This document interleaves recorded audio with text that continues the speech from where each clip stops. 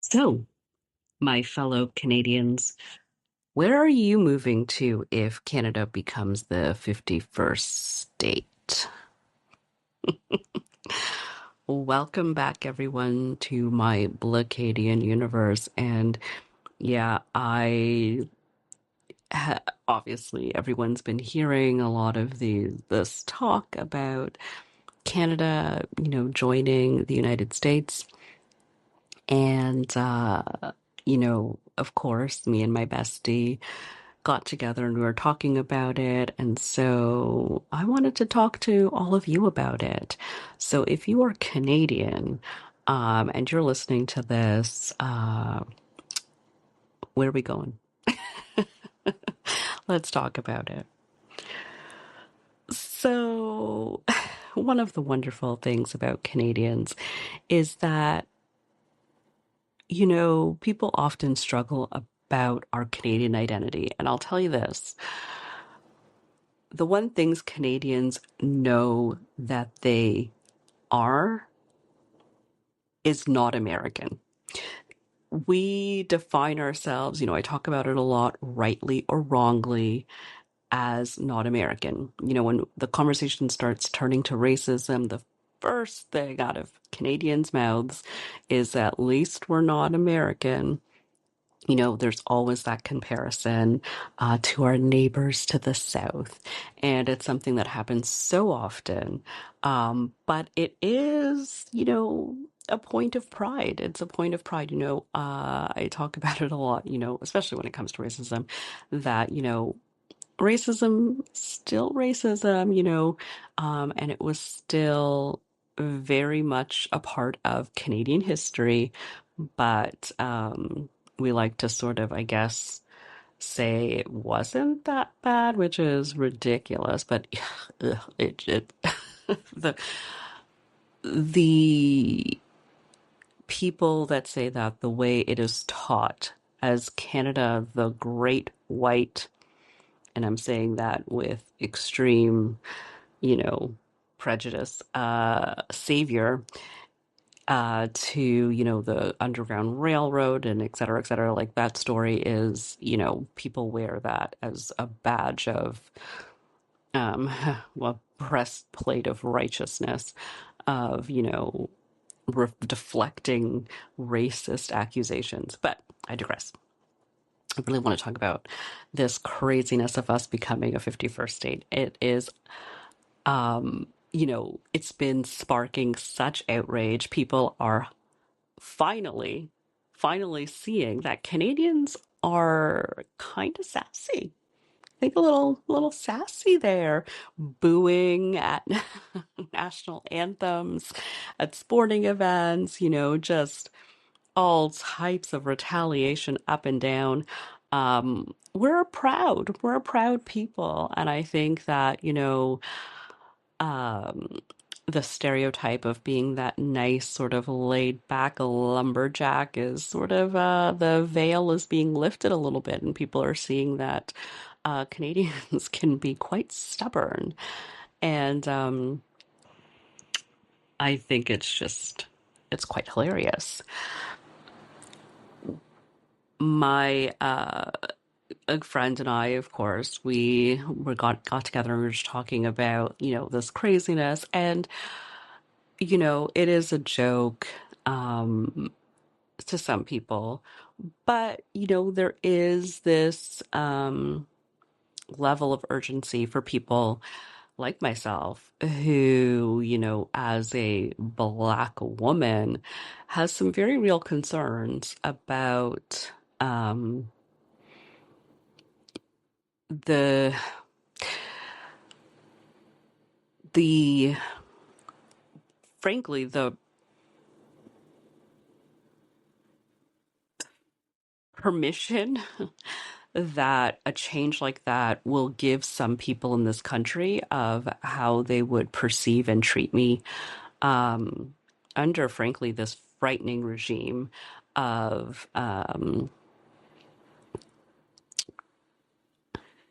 hatred. So for me, um, people think of these things as kind of, oh, what's the worst case thing that can happen? And they are talking about that as coming from a place of privilege and coming from a place of not truly ever fearing for your safety because of fundamentally who you are. And as a Black woman, I have real fear um, for my safety due to discrimination and racism. So these are things that I have to take very seriously. And, I am thinking of, the possibility of, having to make big moves, big drastic changes in my life for the first time in my life. And that in itself is a privilege because I know that there are people that come from many war-torn countries that have had to uproot and had to leave places. And, I've always been sympathetic and, I take it very seriously. Friends that have family members that have lived through the Holocaust. And these are the things where they tell you that this is how it starts. It starts with rumors and it starts with jokes. And then all of a sudden, you're fleeing for your life and for your safety. And so these are the things that do cross my mind because it is,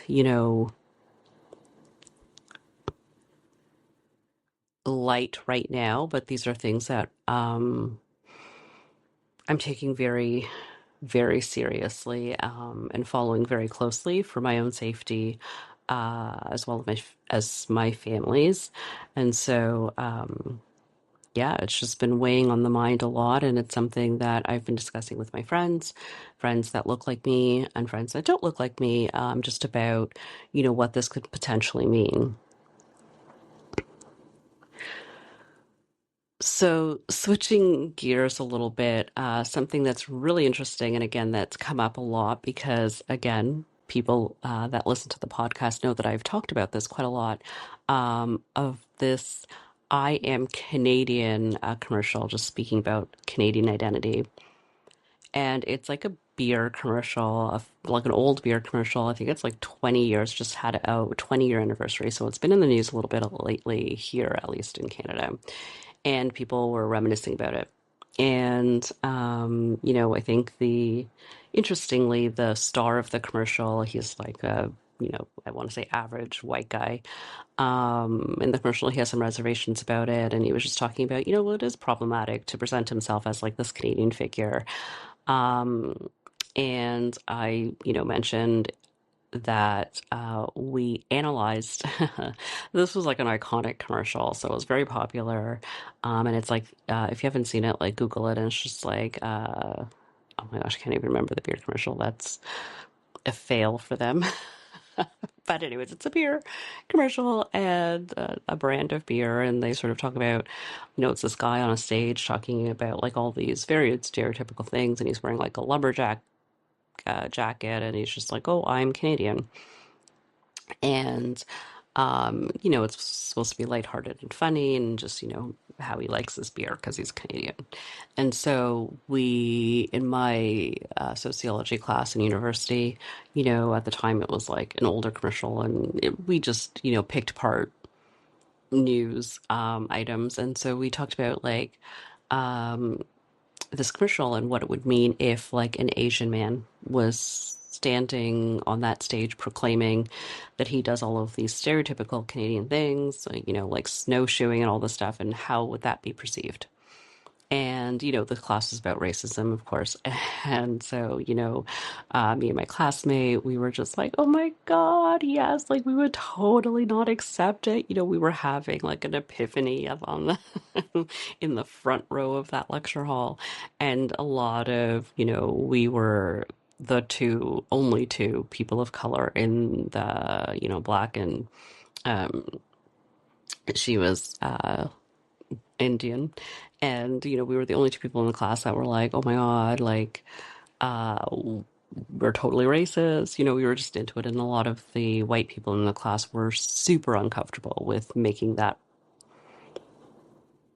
you know, coming to that conclusion about themselves, because they were just so not gonna not gonna say those words. So it really made me reflect and think about the fact that the commercial came out like 20 years ago, and people were talking about it, and just those stereotypes and what it meant, and just how um, yeah, how, even at the time when we were looking back at it, we knew that it was problematic. It was problematic to paint our country as this monolith. There are many, many long family histories in Canada that are non-white, and it's often ignored due to racism. And, you're constantly having to prove your identity as a Canadian if you're non-white. And so I really like that there's this fresh take on it that, frankly, we realized years ago.